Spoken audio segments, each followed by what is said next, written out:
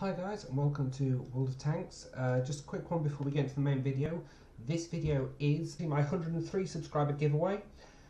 There is a link in the video description to the giveaway page. The prize is all listed on the giveaway. You just need to enter the giveaway, stick your email on, and if you win you will be emailed with the confirmation and to sort out your prize. Good luck, and I hope you enjoy the video.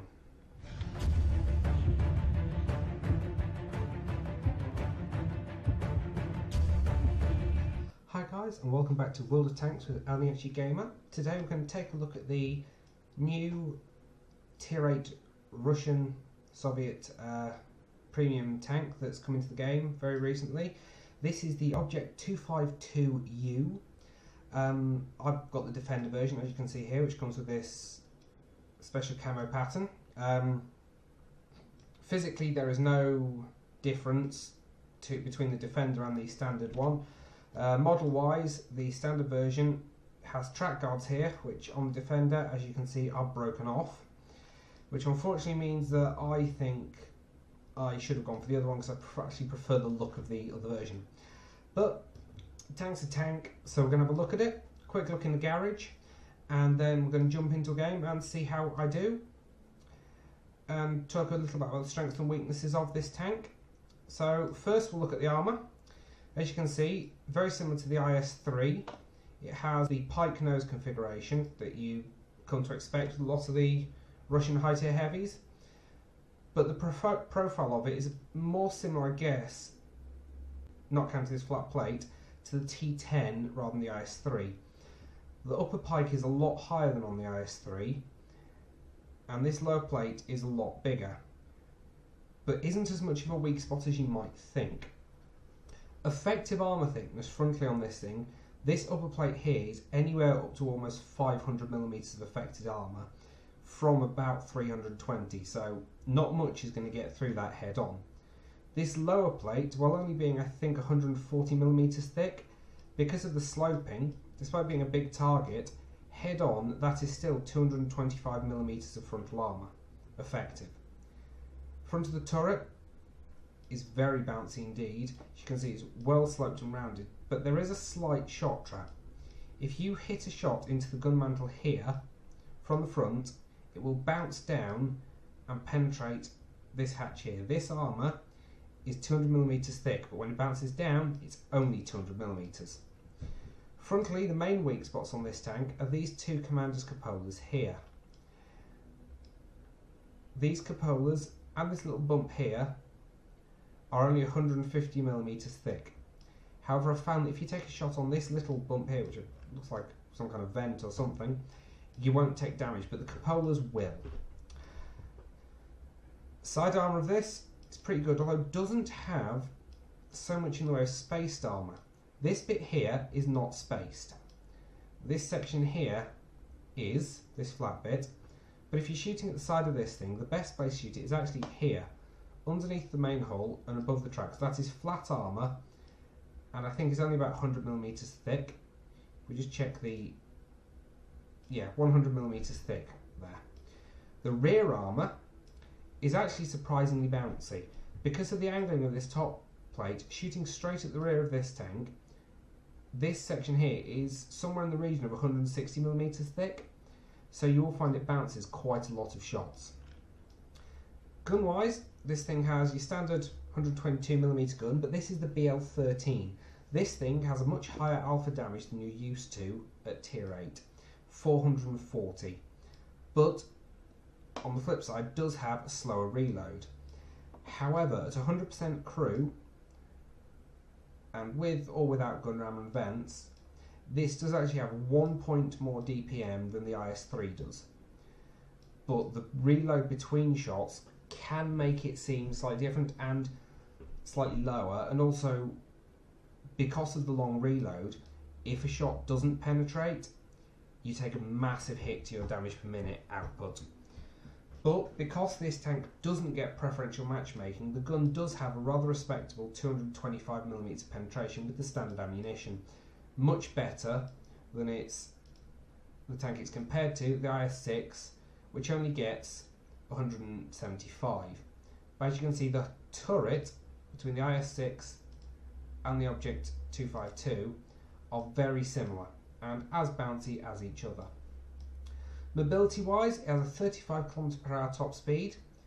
It does struggle to get to it unless you're on a good flat surface, but it's not so much of a slouch. According to the numbers in game, it is a little less manoeuvrable than the IS-3, but is on par with the IS-6. So if you've been playing the IS-6, you'll be used to the manoeuvrability of this thing. Lots of people do claim it's overpowered because of that gun and the armour profile, but personal opinion, the tank is good. It is a very good tank, but it isn't overpowered. This thing can still be killed, especially as it does see a lot of tier 9 and 10 games. But also on the flip side of that, if people don't think to shoot it in the cupolas up here, and you manage to go hull down and protect this lower plate, I have managed to block nearly 3,500 damage from a pair of Kranwagens when I engaged them. They were coming at me over a ridge, sort of sideways on, crossing in front of me, sort of that angle, and trying to shoot me, and I managed to go hull down behind a little rocky outcropping. Until they realised they could shoot these cupolas, I was doing a lot more damage to them than they did to me. And I did kill one and reduce the other to about half health before they managed to take me out. So it is a powerful tank, but not without its weak spots. So the main weak spot in the side, shoot it there, shoot it just above the tracks. Rear, don't go for the turret. The turret is surprisingly bouncy. Don't go for this upper plate, shoot it in this lower plate here. This is the weakest spot from the back. And from the front, either shoot it under the gun mantle there. If it's cresting a ridge, shoot up into this lower plate, or shoot these two commander's hatches, cupolas, up here, if it's head on.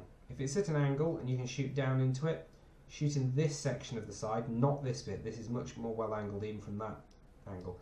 If you're shooting down, shoot this frontal section here. This is the weaker area I've found from the front. Anyway, that's enough about the main part of the tank. Commander skills I'd recommend. Crew skills.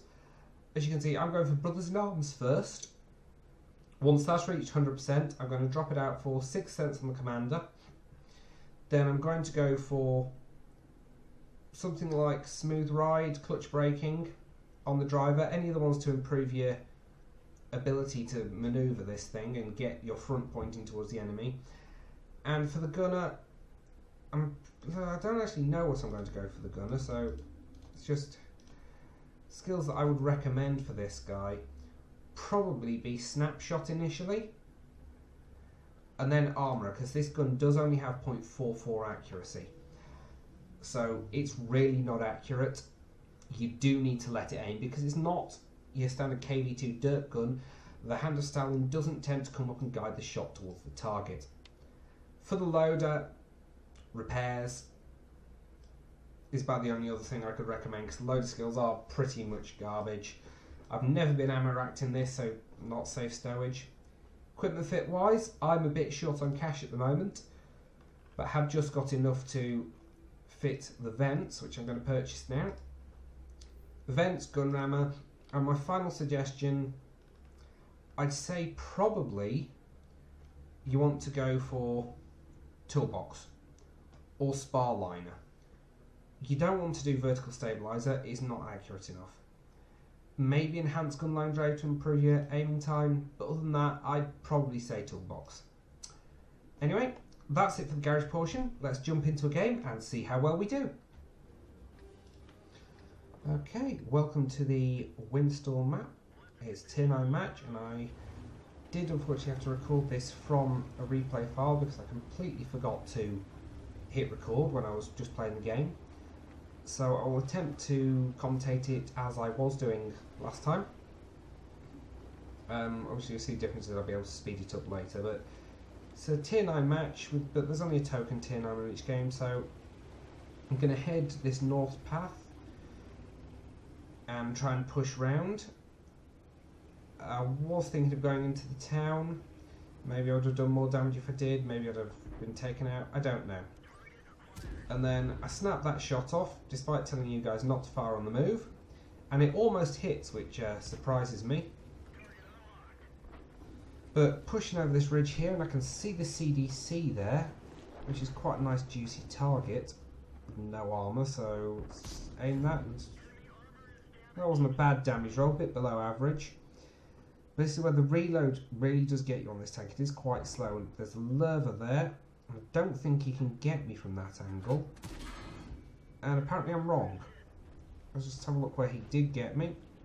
Out of the lower plate. Never mind.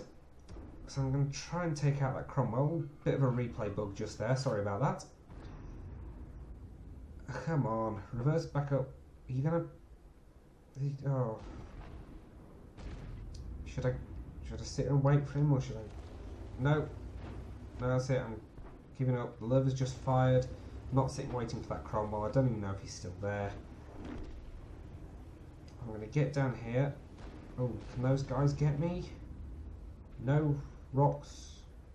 Oh, and he's been torched. That's always good. Hopefully that'll take him out. No, apparently he does have a fire extinguisher. One thing I don't have on this at the moment. I really need to mount one of those. Okay, the lever's there. Oh, the CDC bounces off my turret, I believe. And then he suddenly decides he's lost the will to live. Takes a shot from my supporting light tank, and I ram him to death. One thing this tank is very good for, it's got good frontal armour and it's pretty heavy, and you can get some decent ramming damage going. There's rocks there. Lurver can't get me from where they are. No idea where that Cromwell's got to. So I'm going to move down here and see if I can get rid of those two guys up there. Oh, Cromwell's popped up behind me, too late now. Now T-34-1 reacts a little bit too late to try and get a shot into me. The lurver is falling back. Cromwell's just been taken out. So let's just see if I can get rid of this Panther. And assassinate him from behind. Now I'm going to try and chase down the lurver. Now, the only problem I've found with this tank, mobility wise, is it takes quite a while to get up to speed, and its top speed isn't great.